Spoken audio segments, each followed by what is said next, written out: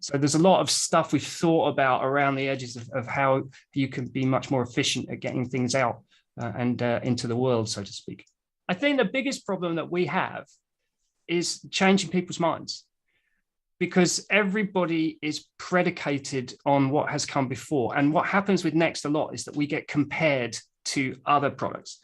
And I don't think we should be comparing on anything at all. We should be reflecting on the things that how we used to do things. We don't have to do it like that anymore. It doesn't even have to be the same workflow, actually. We can really create these kind of super centralized content, really, really tightly integrated environments where people can actually get stuff, do something with it and get it out the door. Or you can, one of my favorite things is localization and personalization. So you can do things like you spin up that channel and you put the graphics on it. But instead of putting the graphics on it, what we'll do is we'll send the metadata as a time stream with timecode stamps to the device, and let the device render the graphic on it, right?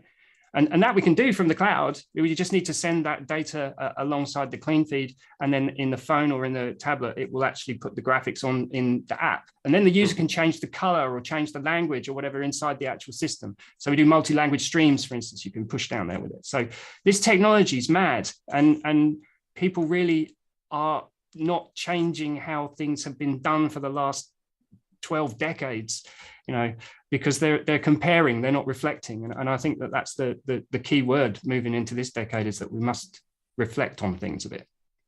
Absolutely. And obviously Nextcloud is an exciting development. Are there any other things you've got that you're working on in the background that will be out shortly that you can tease us with? Yeah, I mean, Next, I always like to think as Next as a Formula One car, right? So it's always in constant development. So we're always adding things day in, day out. I mean, we're starting to look at stuff like blockchain. I think blockchain is very, very interesting. I think there's a lot that can be done with that. I think the advantage that we have as a company is that, we've spent 7 years becoming the best in breed at microservices. That's what we are. That's what we do. We really, really know our stuff about microservices.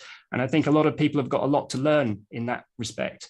And while they're learning that, we can look at the other stuff, like what can we do with blockchain now? We've got the time now to look further down the road and see what we can implement. Should we be minting NFTs halfway through a football match? Stuff like that. So there's a lot more to come in terms of that, and also in terms of the cloud stuff. There's probably going to be more of an expansion of that, and how we can actually make that hybrid thing even more effective, particularly sort of on OBs and stuff like that. Well, Adam, it sounds interesting, as always, what's going on at Next. It's been a pleasure to talk to you. Thanks so much for your time and sharing those insights with us. No problem. Thank you for the time.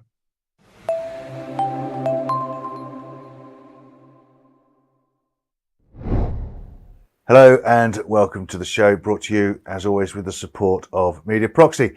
So, broadcast microservice specialist Next Edition have further enhanced their production and playout platform with Nextcloud, which is a complete deployment of Next Edition that runs entirely in the public cloud.